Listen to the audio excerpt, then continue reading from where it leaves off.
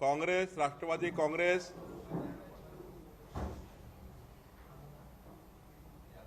मधील महत्त्वाचे कार्यकर्ते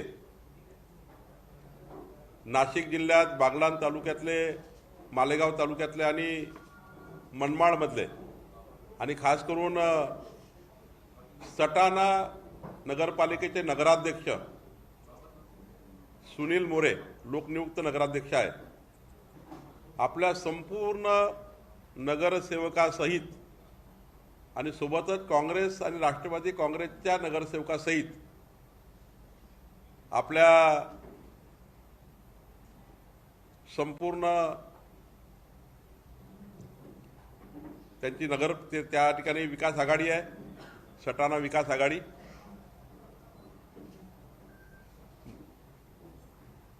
आणि मोठ्या प्रमाणावर पक्षप्रवेश आज झाले. राज्याचे नेते माननीय देवेंद्रजी फडणवीस साहेबांच्या नेतृत्वामध्ये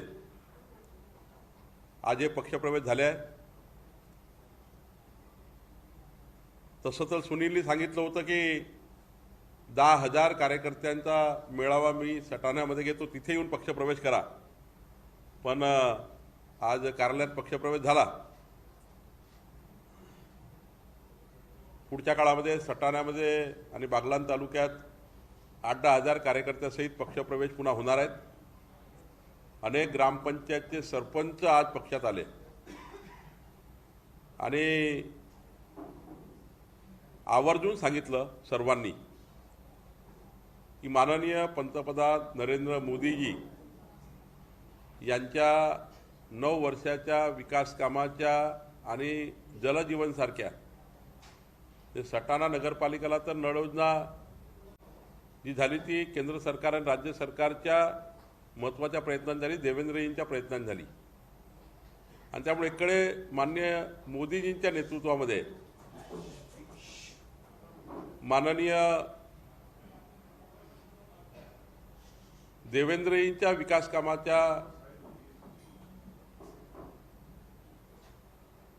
कामावर विश्वास ठेवून डबल इंजिन सरकारच्या माध्यमातून जो विकास या महाराष्ट्राचा सुरू आहे, या विकास कामावर विश्वास ठेवून सुनील मोरे आणि टीमनी पक्षप्रवेश केला आहे. मी त्यांचं आज अभिनंदन करतो.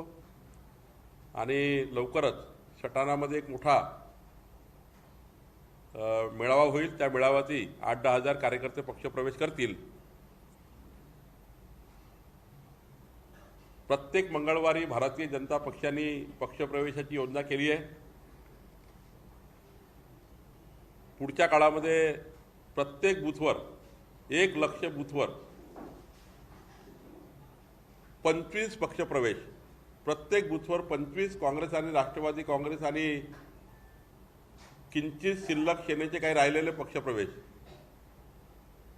ते पक्षप्रवेश होणार आहेत. 25 लक्ष पक्षप्रवेशाचा आमचा संकल्प आहे. 15 मे पर्यंत 78-278-200 या क्रमांकावर येऊन 3 कोटी नागरिकांपर्यंत, जनतेपर्यंत पोहोचण्याचाही आम्ही संकल्प केला आहे. प्रत्येक विधानसभेत 60,000 घरी घर चलो अभियान आणि प्रत्येक लोकसभेमध्ये 3.5 लक्ष घरी घर चलो अभियान करण्याचा आमचा संकल्प आहे. आणि सुरुवात झाली आहे. माझा विश्वास आहे की सुनील मोरेसारखे अनेक कार्यकर्ते पक्षामध्ये येत आहेत, अनेक नेते पक्षामध्ये येत आहेत. परवा अनंतरावजी देशमुख यांच्या वाशिममध्ये 25,000 कार्यकर्त्यांनी पक्षप्रवेश केला. तर 78-200 या क्रमांकावर येऊन पक्षप्रवेशाकरता आम्ही संधी उपलब्ध केली आहे. 3 कोटी नागरिकांचा पर्यंत आमचा पोहोचण्याचा संकल्प आहे. आणि येणाऱ्या पुढच्या काळामध्ये लोकसभेच्या संपूर्ण आणि विधानसभेमध्ये सुद्धा आम्ही या ठिकाणी चांगलं यश आम्हाला मिळेल. दोन्ही सरकारचे कामं आम्ही घेऊन जनतेमध्ये जातो आहे आणि जनतेचा विश्वास वाढत चालला आहे. जे 9 मार्चला बजेट आलं, त्या बजेटच्या नंतर खूप मोठ्या प्रमाणावर शेतकरी, शेतमजूर आणि समाजातील अनेक वर्ग हे सुद्धा भारतीय जनता पक्षामध्ये पक्षप्रवेश करत आहेत. आणि पुढच्या 15 मेपर्यंत आपल्याला 3 कोटी लोकांपर्यंत आम्ही गेलेलो दिसू.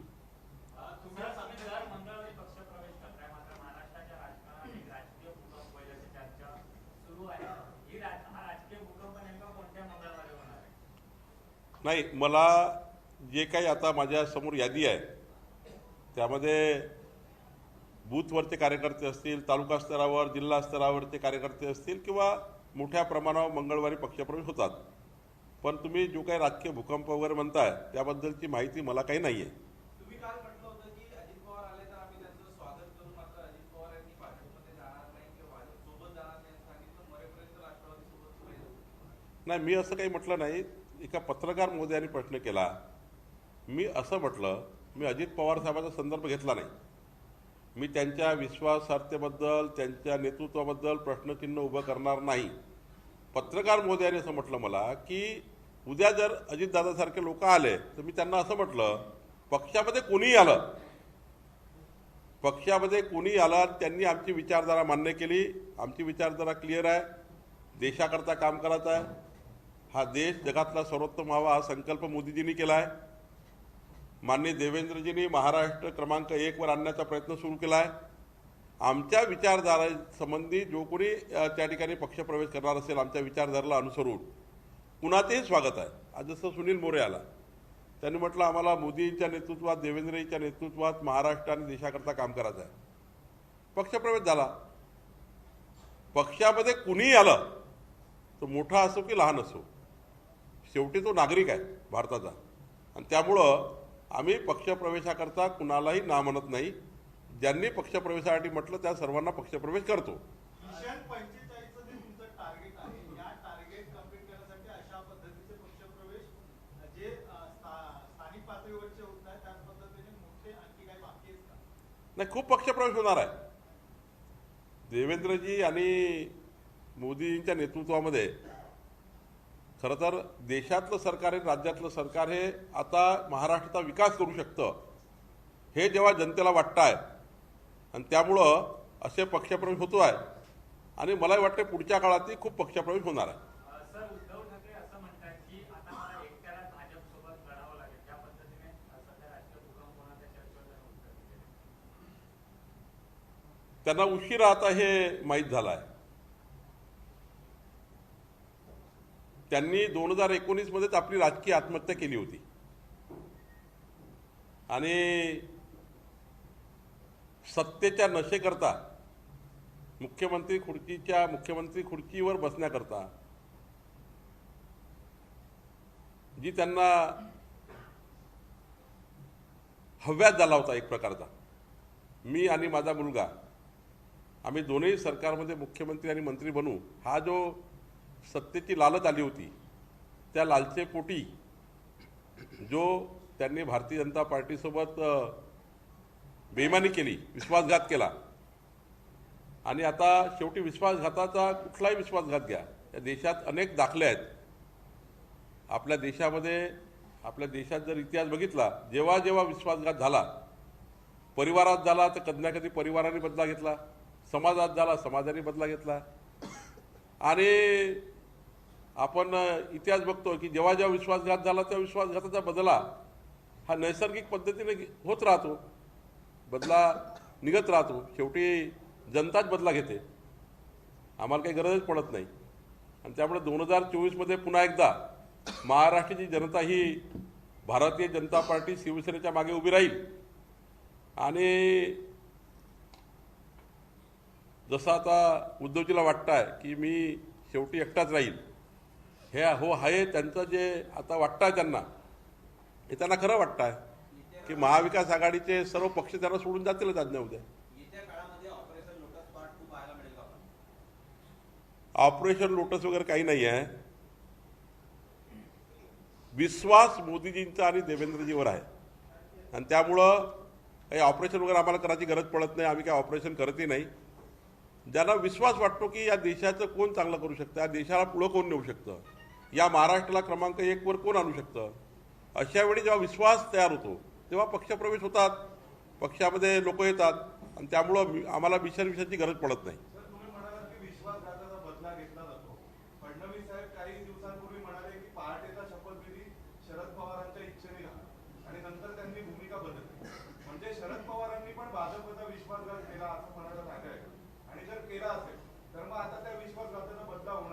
नाही, मी शरद पवार साहेबाबद्दल एकत्र बोलू शकत नाही. ते आमच्यासोबत लढले नाही. त्यांची वेगळी भूमिका होती, ते वेगळे लढले. पण आमच्यासोबत लढून, आमच्यासोबत त्या ठिकाणी काम करून, आमच्यासोबत आपले आमदार निवडून आणले. मोदीजींचा चेहरा वापरून लावून त्या ठिकाणी आमदारांना त्या ठिकाणी जिंकले. देवेंद्रजींचा चेहरा लावला. या राज्याचे मुख्यमंत्री देवेंद्रजी व्हावे ही जनतेची इच्छा होती.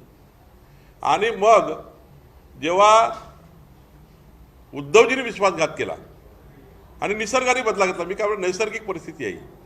निसर्ग कुणाला सोडत नाही. आम्हाला बदला घ्यायची गरज नाही पडली कुणाला. निसर्गानेच बदला घेतला. आणि असे 1000 उदाहरणं देशामध्ये आपल्या इतिहासामध्ये आहे. शरद पवार साहेबांनी त्यांचा तो राजकीय, त्यांची पक्ष वेगळा आहे. ते आपल्या सत्तेमध्ये येण्याकरता जे जे वाटेल ते करेलच ते. मी त्यांना नाही म्हणू शकत त्यांनी काही विश्वासघात आमच्यासोबत केला. बावनकुळे साहेब, इंडियन एक्सप्रेस या विश्वासार्ह लोकमत आज वृत्तपत्रामध्ये 40 जण 53 पैकी 40 जण राष्ट्रवादीचे अजितदादा सोबत भाजपाला समर्थन देतील किंवा भाजपाला पाठिंबा देतील अशा प्रकारची बातमी छापलेली आहे. त्यावर आपली प्रतिक्रिया काय, तुम्हाला काही माहिती आहे का? त्यांनी कशाच्या भरोश्यावर बातमी छापली मला माहिती नाही. तुम्ही जे सांगता हा विषय मला माहिती नाही. अजितदादाबद्दल मी कालही सांगितलं, आजही सांगतो, त्यांच्या जी काही त्यांची विश्वासार्हता आहे किंवा त्यांचं जे काही राजकीय हे आहे त्याला मी काही तडा देणार नाही. मला माहिती नाही. त्यामुळं मी त्यांच्या पक्षप्रवेशाबद्दल किंवा त्यांच्या भूमिकेबद्दल, त्यांना कुठल्या पक्षात राहायचं आहे, कुठल्या पक्षात जायचं आहे, काहीही आज माझ्यापर्यंत हा विषय नाही. त्यामुळं मला वाटतं की ते अजितदादा सांगू शकतील. मी काही त्यावर सांगू शकणार नाही.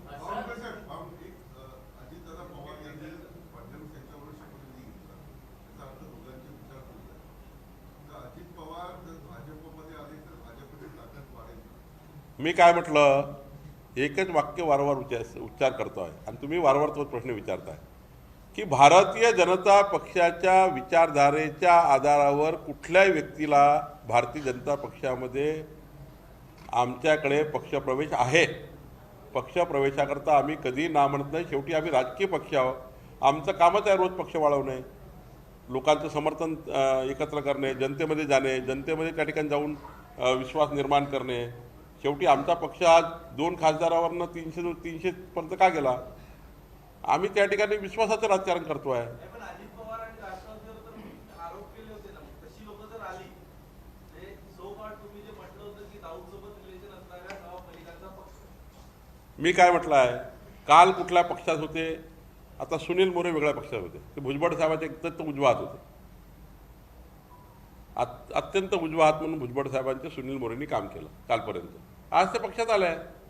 त्यांनी काय म्हटलं, देव देश धर्म संस्कार संस्कृती करता आणि भारतीय जनता पार्टीची विचारधारा मला मान्य आहे आणि आम्ही मोदींच्या नेतृत्वामध्ये हा देश पुढे गेला पाहिजे याकरता भारतीय जनता पक्षात पक्षप्रवेश केला आहे.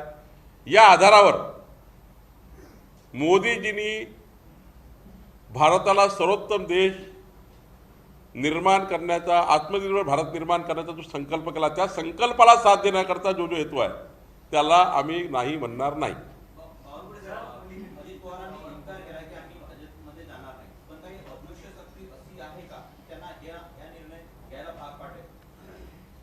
मी काय सांगतोय की आज अजित पवार साहेबांच्या कुठल्याही त्यांची जी काही सामाजिक प्रतिष्ठा आहे, राजकीय प्रतिष्ठा आहे, त्यांच्या प्रतिष्ठेला तडा जाईल आणि त्यांच्या प्रतिष्ठेला मी डॅमेज करावं आज असा विषय नाही. आणि त्यामुळं चर्चाच का होत आहे मला कळत नाही. नाही, जर भारतीय जनता पक्षाकडे विषय नाही, अजितदादाकडे विषय नाही, पण चर्चा का होत आहे? खरं तर चर्चा माध्यमाच्या माध्यमातून होतात आहे. माझी विनंती आपल्याला आहे, मी आज तुम्हाला फार जबाबदारी सांगतोय पक्षाचा अध्यक्ष म्हणून, आजपर्यंत असा कुठलाही प्रस्ताव, कुठलाही विचार चाचणीवरही किंचितभरही आमच्यासमोर आला नाही आहे. आणि त्यामुळं जेव्हा अशी परिस्थिती निर्माण होईल किंवा कोणी पक्षामध्ये येत असेल तेव्हाचा विचार आहे. आज काही विषयच आमच्यासमोर नाही आहे अजित पवार साहेबांचा.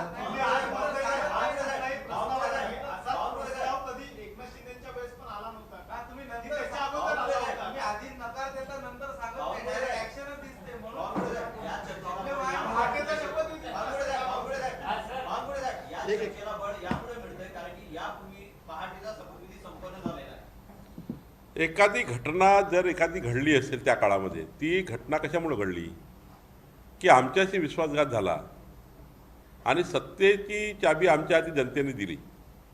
आमच्याकडे जर बहुमत नसतं आलं तर हा प्रयत्न देवेंद्रजींनी कधीच केला नसता. जनतेच्या मनात काय होतं ते मतदानातून बाहेर आलं होतं, देवेंद्रजी मुख्यमंत्री व्हावे. मग तुम्ही जर एखाद्याला त्या ठिकाणी देवेंद्रजी मुख्यमंत्री बनवूच नये, ते राज्याचे मुख्यमंत्री होऊच नये, या आधारावर त्यांच्याशी जे बेईमानी झाली त्या आधारावर तो व्यक्ती प्रयत्न करणारच. मग सरकार बसवण्याचा शेवटी जनतेने मान्यता दिली आहे आणि त्यामुळं देवेंद्रजीची काही चूक नाही आहे. तो त्या ठिकाणी त्या काळातला अपरिहार्य निर्णय होता. पण ठीक आहे, जे झालं ते झालं. पण त्याचा आधार घेऊन ते अजितदादांना वारंवार त्या ठिकाणी बॉक्समध्ये उभं करणे हे काही योग्य नाही. अजितदादांनी वारंवार सांगितलं की तो त्या काळातला झालेला एक निर्णय होता, तो आता काळ गेला. आणि देवेंद्रजींनी खूप वेळा खुलासे केले आहे.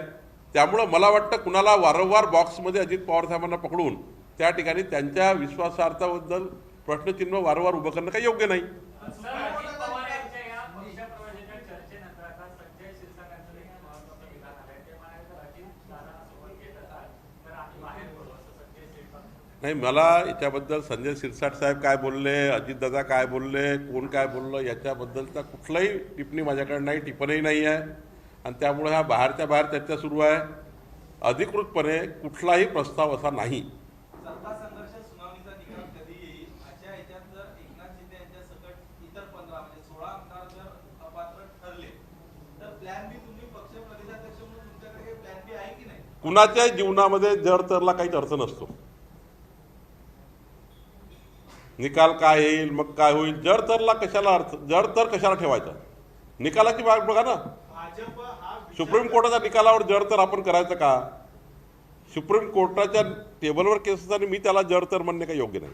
भाजप हा पक्ष आहे तो पुढचा विचार करणारा पक्ष आहे. कारण की वारंवार म्हटलं जातं की 24 असेल 34 असेल, तो विचार आमचा पुढचा करतो. 2047चा विचार केला आम्ही. मग त्याच पद्धतीने काही विचार केलाय का प्लान? नाही, गरज पडत नाही. तुम्हाला जेव्हा हे जनतेला कळतं आहे की भारत देशाचा, आपल्या देशातला जर जगातला सर्वोत्तम देश कोण करू शकतं, तर आमचे नेते मोदीच करू शकतात. म्हणून त्या ठिकाणी समर्थन मिळतं आहे आम्हाला. आता देवेंद्रजी एकनाथच्या सरकारने केलेल्या कामाचं समर्थन मिळतं आहे. मी रोज महाराष्ट्रात फिरतो आहे. पक्षप्रवेशाचे मोठ्या प्रमाणावर त्या ठिकाणी यादी आहे. प्रत्येक बूथवर पक्षप्रवेशाचं काम चालू आहे. त्यामुळं आम्हाला काही गरज पडत नाही. आमचा विकासाचं डेव्हलपमेंटचं विजन आहे. मोदीजी आणि राज्य सरकार आणि केंद्र सरकारच्या डेव्हलपमेंटच्या कामावर आम्ही पुढे जातो आहे. अजित पवार तुम्हाला अस्वस्थ वाटतंय? माझी त्याची भेटच झाली नाही, त्यामुळे ते अस्वस्थ आहे की ते आनंदात आहे मला काय माहिती.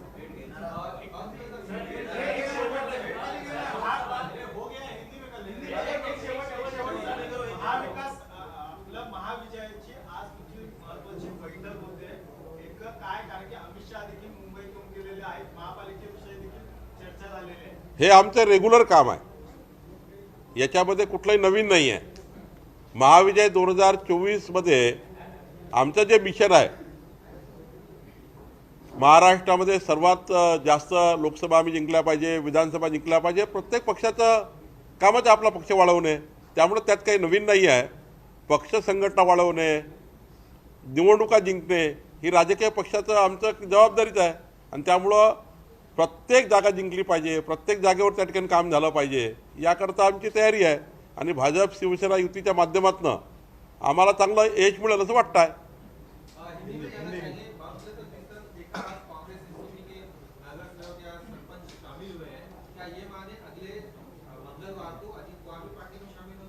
देखिए, आज सुनील मोरे जो भुजबल साहब के बहुत ही विश्वासु है, उन्होंने पार्टी में प्रवेश किया. वो नगराध्यक्ष है, एक बड़ी नगर पालिका है सटाना, नासिक जिले में. रह गई बहुत कार्यकर्ताओं ने पक्ष प्रवेश लिया, 10,000 के ऊपर कार्यकर्ता उनके समर्थक है. रह गई बात अभी अजित दादा की. मैं अजित दादा के जो उनका कल परसों 2-3 दिन से जो चल रहा है, मैं कभी भी उन्होंने ना पक्ष प्रवेश के लिए आज तक कभी कोई बात आई है, ना कहीं पक्ष प्रवेश का कोई सूचना है। मुझे ये सब बातें माध्यम से आई हुई बातें ऐसा लगता है। यहाँ पे जब मेरे पास पार्टी का अध्यक्ष करके कोई सूचना नहीं है या मेरे पास कोई चर्चा नहीं है, ना मुझे अजीत दादा कभी मिले, ना उनसे मैं कभी मिला हूँ पिछले 3 महीने में। तो नागपुर के अधिवेशन में मुलाकात हुई थी, उसके बाद हुई नहीं है। तो मुझे लगता है ये सब बातें जो चल रही है, ये सब इस बातों में आज कुछ मुझे ऐसा लगता नहीं है। सर, आपको लगता है कि बातें जानबूझकर लीक की जाती है कोई स्पेसिफिक ऑब्जेक्ट को अचीव करने के लिए? अब मुझे नहीं मालूम ये क्यों होता है, और कौन करता है? मुझे क्या मालूम है कि ये कौन करता है, लेकिन ये बात पक्की है कि आज तक भारतीय जनता पार्टी के पास अभी तक तो कोई प्रपोजल नहीं है। सर, संजय राउत का ये कहना है, आज सुबह प्रेस कॉन्फ्रेंस करके उन्होंने कहा कि ये सारी खबरें जो है, जिस तरीके के बदमूर्ख जो है उनकी सभाओं में भीड़ इकट्ठी हो रही है, उस तरीके का डर बीजेपी के मन में आ गया, इसलिए इस तरीके की खबर प्लांट कर रहे हैं मीडिया के जरिए। संजय राउत साहब के हर प्रश्न का उत्तर देने के लिए केशव उपाध्याय के नेतृत्व में 7 प्रवक्ता हमने तैयार किए, वो उसका उत्तर देंगे। सुप्रिया सुले सर पुणे में कहती हैं कि अगले 15 दिनों में महाराष्ट्र और दिल्ली से 2 बड़ी खबरें आने वाली हैं, तो क्या ये माना जाए कि अजीत पवार आपके पक्ष में प्रवेश कर सकते हैं? खबर यहाँ से भी आ सकती है। मैं आपको बार बार कहता हूं कि अजीत दादा के जीवन के ऊपर प्रश्न चिन्ह लगाना गलत है। मैं भी नहीं लगाऊंगा, आप भी मत लगाइए, क्योंकि उन्होंने स्पष्ट कहा है कि ऐसा कोई मेरा विचार नहीं है और हमारे पास भी कोई प्रपोजल नहीं है। तो ये बातें कहाँ से आती है, क्यों फैलाई जाती है, ये मुझे नहीं मालूम। सर, 40 लोगों के अभी तक 53 में से ये जा रहा है कि 40 लोग जो है विधायकों का सिग्नेचर वाला लेटर मिल चुका है अजीत पवार को। जल्द ही वो आपसे संपर्क करने वाले हैं, क्योंकि जो सुप्रीम कोर्ट का निर्णय आने वाला है उससे पहले की तैयारी आप लोग कर रहे हैं, क्योंकि आप लोग एक विजनरी पार्टी है, हमेशा 10 साल 5 साल आगे की सोचते हैं। देखिए, आपके पास है कि लेटर वो आया? नहीं, वो तो आप बताइए ना सर। नहीं, हमारे पास क्या लेटर है, हमारे पास क्यों आएगा?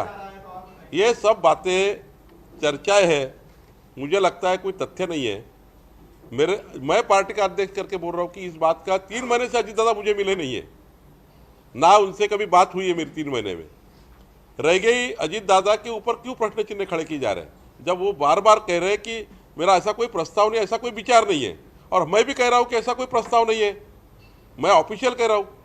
और लेकिन उसके बाद भी इस प्रकार से उनके जीवन के ऊपर जानबूझ के उनको कटघरे में खड़ा करना कोई योग्य नहीं है। हम उनके जो विश्वास है, उनका जनता का विश्वास उनके ऊपर है, उनके विश्वासार्हता के ऊपर मेरे जैसे कार्यकर्ताओं ने प्रश्न चिन्ह लगाना गलत है। और आप भी मत लगाइए, ऐसा कुछ हुआ नहीं है। भाजपा से जो सरकार बनी थी सर, पार्टी की सरकार जिसको कहा जाता है, वो भी तो कहीं कोई चर्चा नहीं थी और अचानक से सुबह 6 बजे सबने राजभवन में देखा कि शपथ विधि हो गई, तो ऐसा होने की संभावना तो दोबारा से बन सकती है ना? वो आपको मालूम, मुझे तो कुछ मालूम नहीं है। सर, भाजपाच्या एका अहवालानुसार 2019 पेक्षा कमी जागा येत्या काळात तुम्हाला मिळतील, असा एक भाजपाचाच अंतर्गत अहवाल आहे। त्यामुळे चाचपणी केली जाते अजितदादा असो किंवा राष्ट्रवादीसारख्या मातब्बर नेत्यांची जवळीक करून तुमचं विशेष 45। जब महाविकास आघाड़ी थी तब एक सर्वे जानबूझ के तैयार किया था कि देश के लोकप्रिय मुख्यमंत्री में 5 मुख्यमंत्री कौन है, वो एक मैनेज सर्वे था। वैसा ही मुझे लगता है और कुछ ये नया सर्वे आया है। भारतीय जनता पार्टी और शिवसेना मिलके 45 प्लस करेगी। हमारे अमित भाई तो कह रहे हैं कि 48 प्लस करो, लेकिन हम 45 प्लस बार बार उनको कहते हैं कि भाई 45 प्लस, लेकिन अमित भाई ने 48 कह दिया है, तो हम 48 की तैयारी कर रहे हैं। और 200 सीटें विधानसभा में तैयारी कर रहे हैं हम, उसके लिए 3 करोड़ लोगों तक जा रहे हैं। 78-200 पे एंट्री करवा रहे हैं, ये मोबाइल क्रमांक पे। आप भी करिए। इनकम टैक्स और इस्तेमाल कर रहे हैं अपोजिशन को अपने पक्ष में लाने के लिए, लगातार आरोप आप लोगों को लग रहे हैं। नहीं, आप आरोप आप लगा रहे हैं कि कौन लगा रहे हैं? संजय राउत साहब के लिए केशव उपाध्याय और 7 लोग रखे हमने उत्तर देने के लिए। सर्वेचं मराठीमध्ये सांगा, एक सर्वे पुन्हा आलाय आमदारांच्या की ज्या पद्धतीने 2024 मध्ये आम्ही निवडून येतील। महाविकास आघाडीचं सरकार असताना, उद्धवजी मुख्यमंत्री असताना एक सर्वे आला होता। महाराष्ट्राचे देशाचे लोकप्रिय मुख्यमंत्र्यांमध्ये 5 मध्ये उद्धवजी आहेत। ते महाराष्ट्राच्या जनतेला दिसले नाही, पण सर्वेमध्ये आलं। पण महाराष्ट्राच्या जनतेला विचारलं तर कार्यक्रम 0 होता. तसंच आता एक पुन्हा सुरू केला आहे. मी दाव्याने सांगतो, सर्वे वगैरे काही नाही, मी दाव्याने सांगतो आहे की 45+ महाराष्ट्रामध्ये लोकसभा येतील, 200+ येतील विधानसभा. देवेंद्रजी एकनाथच्या समन्वयाने मोदीजींच्या नेतृत्वामध्ये महाराष्ट्र प्रचंड यश मिळवेल आणि त्याची तयारी सुरू झाली आहे आणि त्या तयारीला आम्ही लागलो आहे. 3 कोटी घरी आम्ही जातो आहे. घराघरात घर घर चलो अभियान आम्ही सुरू केलं आहे आणि मोदीजींचे केंद्र सरकार, एकनाथजी देवेंद्रचे राज्य सरकार यांचे कामं आम्ही घरोघरी घेऊन चाललो आहे. 3 कोटी लोकांपर्यंत आम्ही पोहोचतो आहे आणि 78-278-200 या क्रमांकावर एंट्री करतो आहे. तुम्हाला विनंती आहे पत्रकार महोदयांना की 2035च्या नव भारताच्या निर्माणाचा जो संकल्प मोदीजींनी केला आहे त्या संकल्पाला तुम्ही साथ द्या. तुम्ही 78-278-200वर तुम्ही या. बजरंग सभा 1 मई को मुंबई में तीनों पार्टियों ने रखी है और आज जिस तरीके से अपोजिशन कह रहा है कि अगले साल तक बीजेपी को हम महाराष्ट्र से उखाड़ देंगे. देखिए भाई, ये वज्रमुठ सभा वगैरह है ना, 3 पार्टी मिलके कर रहे हैं और 3 पार्टी के मिलके कार्यकर्ता लाते हैं गाड़ी भर भर के. आप देखेंगे तो परसों संभाजीनगर में और नागपुर में जब उद्धव ठाकरे जी का भाषण चालू होता है तो लोग भाग जाते हैं. आप दोनों सभाएं देखिए, मैं नहीं बोल रहा, आप वीडियो रिकॉर्डिंग बुलाइए, पूरा जत्था निकल जाता है तो आधी खुर्चियाँ खत्म हो जाती है उद्धव ठाकरे जी का भाषण जब चालू होता है. ये मैं नहीं कर रहा हूँ, आप फुटेज मंगवा लीजिए. और रह गई बात, जब भाषण चालू रहते तो नेताओं का कोई कंसंट्रेशन नहीं है, तो एक मेक के ऊपर नेता सिर्फ वो दिखाने के लिए ये एक डायस पे आते हैं, लेकिन नीचे उतरने के बाद उनकी बातें सुनिए क्या है और उनमें क्या सभा में मिलता है. सभा में क्या मिलता है? ओनली सवेरे से शाम तक, क्योंकि सरकार नहीं रही, संगठन तो बढ़ नहीं रहा, संगठन रोज खत्म होते जा रहा है, रोज लोग भाग रहे हैं, तो ना संगठन संभालना है ना सरकार भी चली गई है, तो घर में बैठ के क्या करेंगे? तो स्क्रिप्ट लिखते हैं दिन भर और सवेरे शाम को आपके पास आते हैं. इतना ही काम चल रहा है महाराष्ट्र में. देखिए, कोई महाविकास आघाड़ी वगैरह कुछ नहीं होगा, वो कितना भी एक हो जाएंगे, 51% की लड़ाई भारतीय जनता पार्टी शिवसेना लड़ेगी और पूरी चुनाव जीतेगी. अजीत पवार अगर आप लोगों के साथ आते हैं तो मजबूत होगी क्या बीजेपी? देखिए, जब वो प्रश्न ही आज हमारे सामने नहीं है, अजीत दादा का यहाँ कोई प्रश्न ही नहीं है. मैं बार बार कह रहा हूँ कि मेरी 3 महीने से कोई बात नहीं हुई है, 3 माह से मेरी अजीत पवार दादा से कोई बात नहीं हुई है और आज भी बात नहीं हुई है. तो मुझे ऐसा लगता है कि उनके जीवन के ऊपर प्रश्न चिन्ह खड़े करना, उनको बार बार कटघरे में खड़े करना, उनके लिए उन्होंने भी बोला है कि मेरे लिए क्यों ऐसा होता है बार बार. तो मुझे लगता है कि अपन ने ये विषय आज से बंद करना चाहिए. अजीत दादा के ऊपर आप जो प्रश्न चिन्ह निर्माण कर रहे हैं भारतीय जनता पार्टी को लेकर, मैं स्पष्ट रूप से कहता हूँ अभी कोई प्रपोजल ऐसा नहीं है. सर, अजित पवार यांनी संजय राऊत यांना कडे बोल सुनावलेले आहेत. तुम्ही आमचं वकीलपत्र घेऊ नका, ज्या पद्धतीने सामना भूमिका करतात. नाही, काय झालं आहे की जसं संभाजीनगरला एक वेगळी खुर्ची मोठी, त्याच्यानंतर त्यांचे आदित्यजी, त्याच्यानंतर मग जयंत पाटीलजी, मग अजितदादा, इकडं ज्या पद्धतीने ते पूर्ण महाराष्ट्राची लीडरशिप घेण्याचा प्रयत्न करतात आहे उद्धवजी. 3 पक्षाचा नेता मी आहे असं मुख्यमंत्री बनण्याकरता ठीक होतं. मुख्यमंत्री बनण्याकरता, सरकार चालवण्याकरता एखादा नेत्याला बनवा लागतं, ते उद्धवजी बनले. पण 3 पक्षाचं जहाज मी घेऊन चाललो आहे, ड्रायव्हर मी बनलो आहे, पायलट मी बनलो आहे असं समजून जे महाविकास आघाडीच्या सभा होतात आहे आणि ज्या पद्धतीने ते शेवटी येतात, मग ते आपलं फुलझड्या त्या ठिकाणी फटाके फुटतात, ज्या पद्धतीने मग ते महाविकास आघाडीचे कार्यकर्ते अस्वस्थ होतात, नेते अस्वस्थ होतात, त्यांच्या पक्षाची भूमिका तिघाची वेगळी आहे आणि मग त्यांना ज्या पद्धतीने फोकस केलं जातं, 3ही पक्षाचा नेता कोण, मग शरद पवार साहेब राहिले बाजूला, तिकडे राहुल गांधीजी राहिले बाजूला, नाना पटोले राहिले बाजूला आणि एकटे त्या सभेचं मग ते आपल्या स्टाईलनी आपली खुर्ची वेगळी. ते बरं झालं, मागच्या वेळी मी म्हटलं की खुर्ची लाल खुर्ची पाहिजे आहे वेगळी, तर नागपूरमध्ये किमान सारख्या खुर्च्या भेटल्या सर्वांना. तर भारतीय जनता पार्टीचं क्रेडिट आहे ते, म्हणजे सर्व जे आले तर नागपूरला सारख्या खुर्ची बसले यावेळेस. यावेळेस काही त्यांची कंबरंबर काही आपल्याला काही ते माहिती नाही.